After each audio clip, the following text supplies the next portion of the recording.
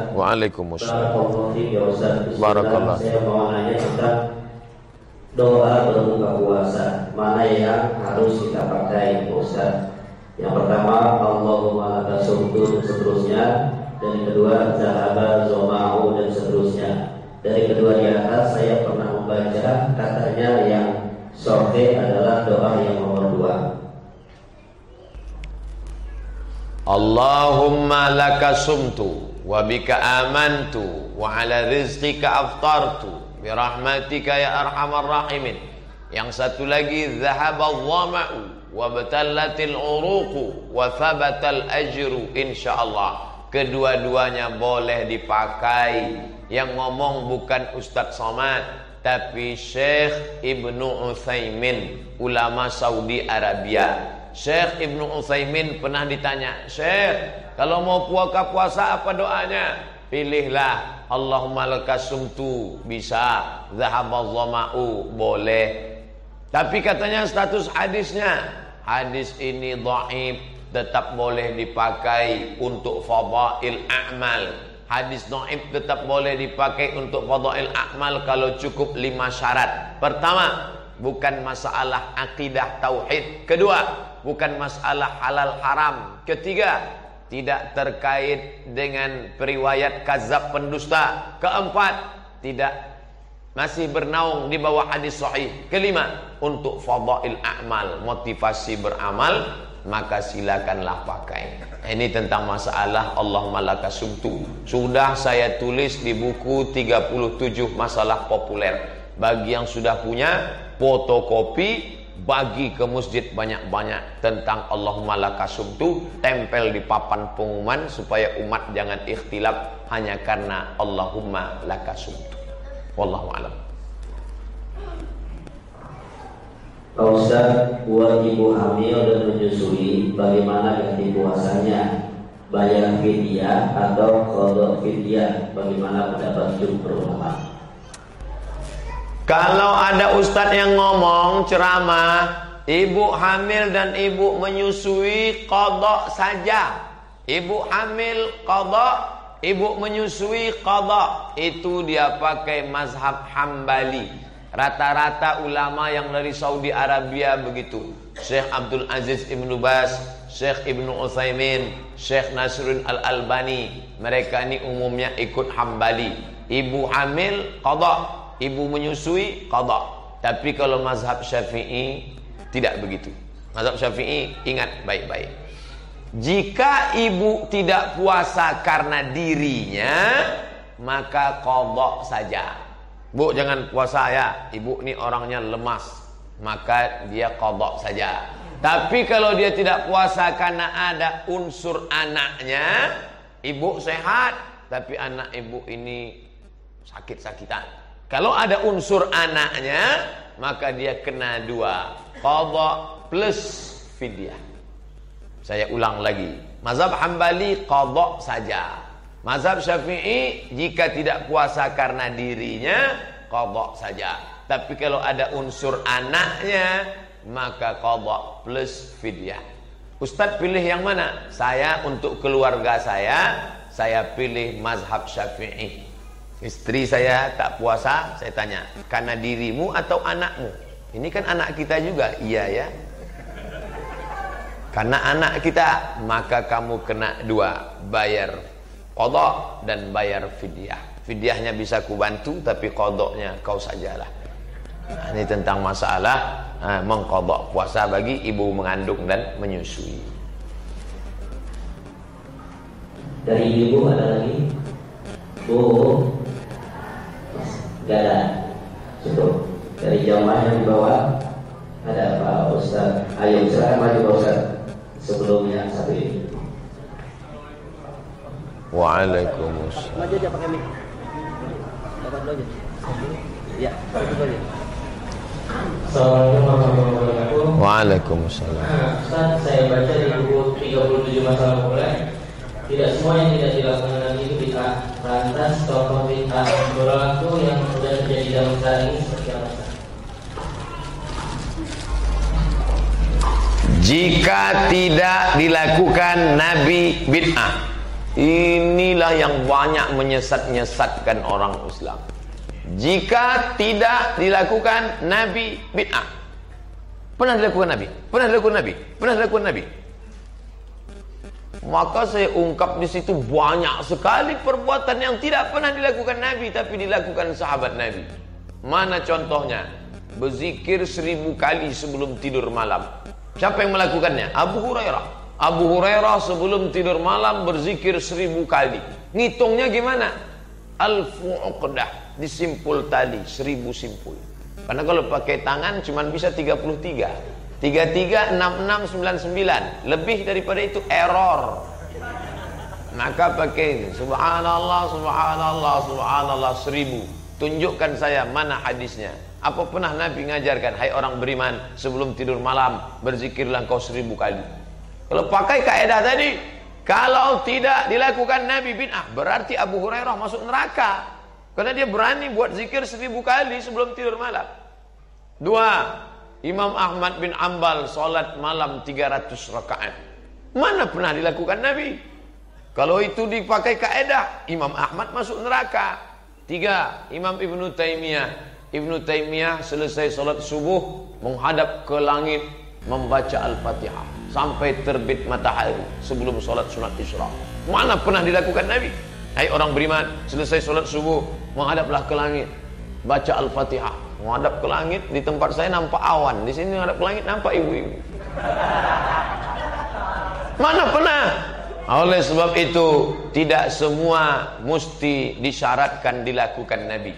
Kalau ada dalilnya tidak bertentangan dengan sunnah, maka baik dilaksanakan. Muncul pertanyaan, kalau begitu yang bid'ah dhalalah itu mana? Maka baca pembahasan bid'ah ditulis oleh Syekh Abdul Ilah Husain Al-Arfaj. Saya kutip dari buku dia, itulah yang saya nukil ke dalam buku 37, kriteria bid'ah dhalalah. Ada 9. Kalau ada salah satunya, maka dia masuk kriteria bid'ah dhalalah. Melakukan amal tertentu pada hari tertentu dengan jumlah bilangan tertentu, mengharapkan dengan balasan tertentu, maka itu bid'ah dhalalah. Kalau engkau membaca subhanallah 1000 kali pada hari Jumat, maka akan turun 1000 malaikat didampingi 1000 bidadari. Itu tak ada. Tapi selama ini ulama-ulama mengajarkan, dia hanya mengajarkan latihan zikir tahlil 1000 kali. Silakan, ya Rahman ya Rahim sekian kali, silakan. Maka ini perbuatan baik, tidak disebut bid'ah. Yang dhalalah, mengambil turbah Karbala lalu diletakkan di tempat sujud. Ketika sujud ditempelkan kening, Allahu Akbar. Siapa yang tidak menempelkan ke situ maka tidak sah solatnya, batil, bid'ah dhalalah. Wa kullu bid'atin dhalalah. Kata Imam Nawawi, maknanya kebanyakan bid'ah itu dhalalah, tapi tidak semua bid'ah itu dhalalah. Maka Imam Syafi'i membagi 2. Kalau dia bertentangan dengan Quran dan Sunnah, dhalalah. Tapi kalau dia masih sejalan dengan Quran dan Sunnah, maka dia sebut dengan bid'atun hasanah, atau bid'atu huda, atau bid'ah mahmudah. Tapi kalau dia bertentangan, bid'atu dhalal, atau disebut dengan bid'atun mazmumah, atau disebut dengan bid'atun mustaqbahah. Itu yang membagi itu siapa? Imam Syafi'i, yang hafalan hadisnya tak terhitung di kepala. Imam Syafi'i yang alim, bergelar Nasirus Sunnah. Imam Syafi'i yang kepalanya isinya hadis. Tiba-tiba ada ustadz yang mengatakan bid'ah tidak bisa dibagi, tapi dia ngajar tidak pernah berdasarkan kepala. Al ilmu fil laptop. Hilang laptop, hilang ilmu. Ustadz ikut yang mana? Ikut Imam Syafi'i atau ikut ilmu fil laptop? Saya ikut Imam Syafi'i. Bapak Ibu mau ikut laptop ya silakanlah. Wallahu a'lam bishawab.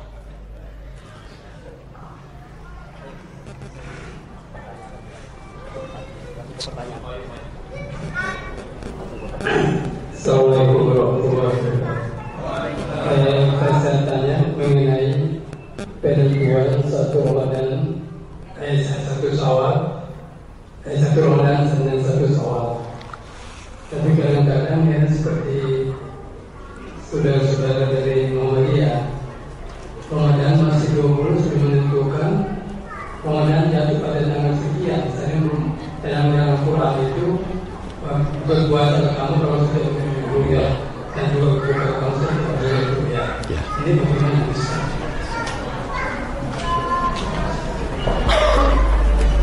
Ayat Qur'annya, faman syahida minkumus syahra, siapa di antara kalian yang menyaksikan bulan, falyasum, maka berpuasalah. Ayatnya. Hadisnya, sumu li ru'yatih, berpuasalah kamu ketika melihat bulan. Apakah Mesir, Maroko dan Saudi Arabia tidak memakai ilmu falak, ilmu hisab? Pakai. Hanya saja dikombinasikan antara ru'yah dengan hisab.